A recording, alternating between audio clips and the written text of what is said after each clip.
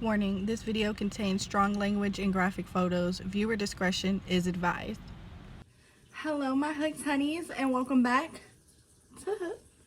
If you're new here, my name is Leanne, and Hooked is basically where we talk about some true crime cases and do some crochet projects together. So, guess what, y'all? I got myself a little birthday present. So, this is my new crochet hook. It comes with like 6 different hook sizes, but get this, the cool thing is it lights up, and there's a button on here that has you count your stitches and your rows. How can we not love that, right? Then I got this thing. So I'm guessing it's like a yarn holder or whatever, but it's super dope because my yarn doesn't get like tangled up when I'm crocheting or whatever. So it's magnetic. Just slide my ball of yarn on there, clip it there, and set it off to the side, and then it just turns as you go. Isn't that like perfect, right? So on today's episode, we will be talking about Richard Cooey. And y'all, he was sentenced to death because of his crimes, but the one thing that he's most known for is that the fact that he tried to fight getting the death penalty and lethal injection because he was overweight. Yep, because he was overweight. We will also be finishing this little cardigan that I'm making for my kid. So I will just have you guys stitch the sides up with me, and then we'll do the ribboning around the sides, maybe make it a little longer. I don't know how I'm feeling yet. It depends. And oh, can't forget, let's go ahead and light our crochet candle. Y'all hear the pops? You know I love the pops.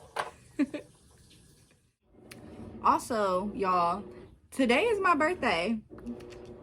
I decided to record today because I'm not really gonna have no extra time to do it. I'm gonna be working like crazy for the next week and a half. I'm not even ready. Yay me.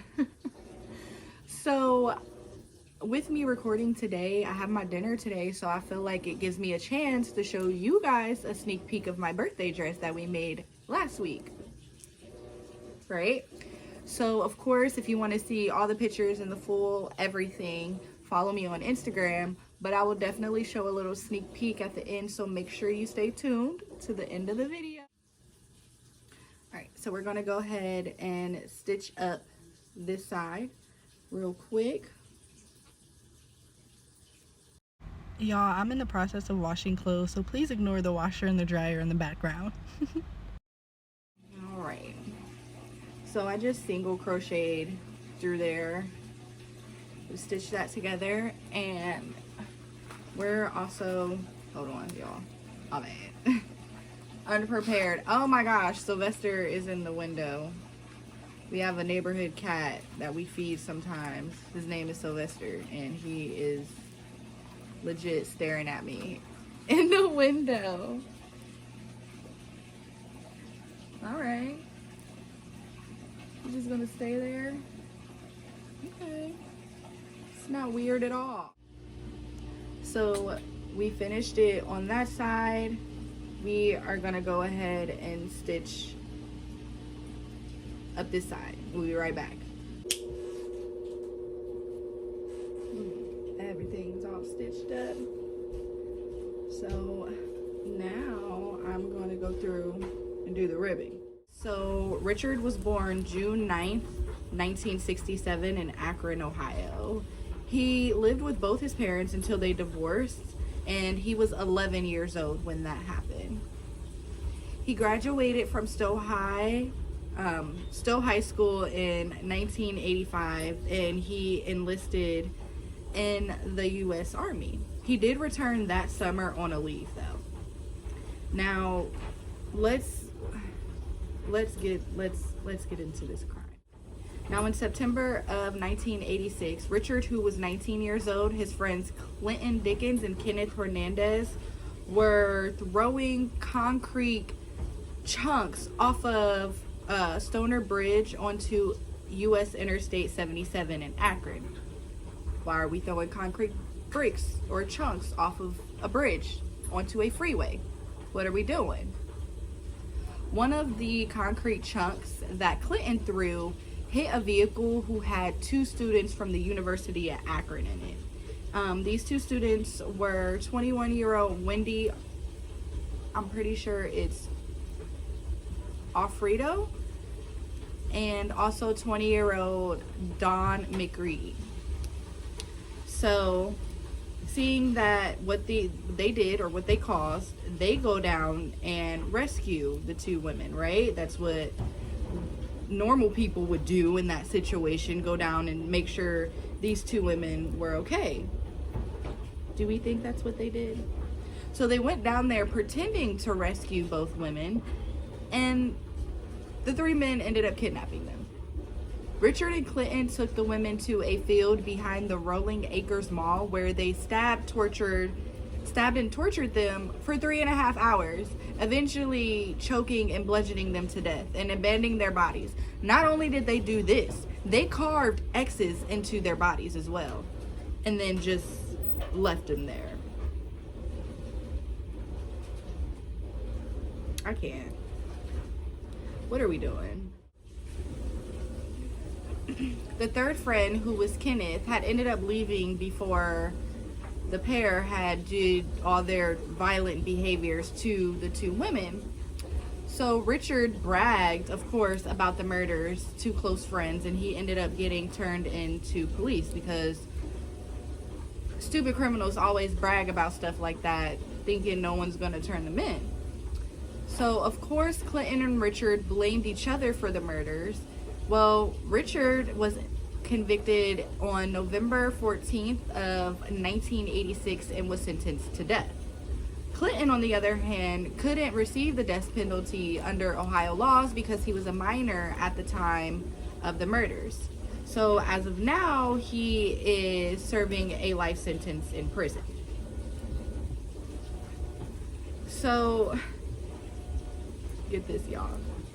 Richard claimed that he did not kill or beat anyone. He did admit to raping the women, but he says that he was under the influence of alcohol and cocaine. So that made you just, no, first of all, it was already bad enough that you were throwing concrete chunks off of a bridge onto a freeway. Then you pretended to help these women that you caused to get hurt, injured. You caused that. You pretend to help them. Instead, you kidnapped, raped, and killed them. You were a part of all of that. So we're supposed to forgive you because you were high on cocaine and drunk? Like, let's be real. Get out of here. What are you talking about? So let's go on to what Richard is actually most known for, right? So in February of 2005, he did try to escape. He argued that his obesity rendered lethal injection. So, yeah, rendered lethal injection and an inhumane form of execution because he claimed that his clogged veins would prevent the first drug administration during his execution. So basically saying that he would be insensible from having the full effect of lethal injection. He also claimed that it was the prison food that caused his obesity and caused him to be overweight. The prison food did that, y'all. The prison food. What? Needless to say, that argument was rejected and he was executed on October 14th of 2008. Bye-bye, Richard. So with his argument, I'm kind of interested to see what he chose his last meal to be. And I found it. He ordered a T-bone steak with A1 sauce, onion rings, hash browns, french fries, toast with butter, 4 eggs over easy, a pint of Rocky Road ice cream, Bear Claw pastries, and Mountain Dew.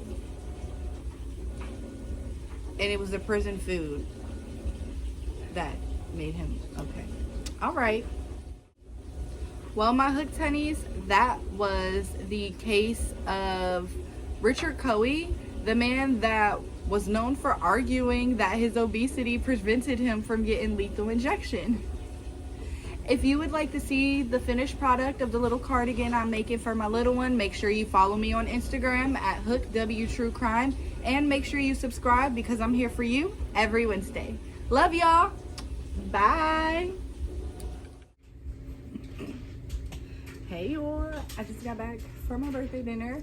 It was amazing. Mandrake don't owe me nothing. It was great. But I wanted to show you guys a little sneak peek of my little dress, or my little birthday outfit that I wore. So we got the jean jacket and then the detail, you know, that we did on the episode. So, these shoes, brown toenails, all of the things, nude nails, different colors in the skirt, yeah, all of the things. Don't judge. My nail popped off when I caught myself taking pictures earlier. Didn't do me good. But yeah, it was great. And the food was great. The drinks were great. I had an amazing birthday dinner.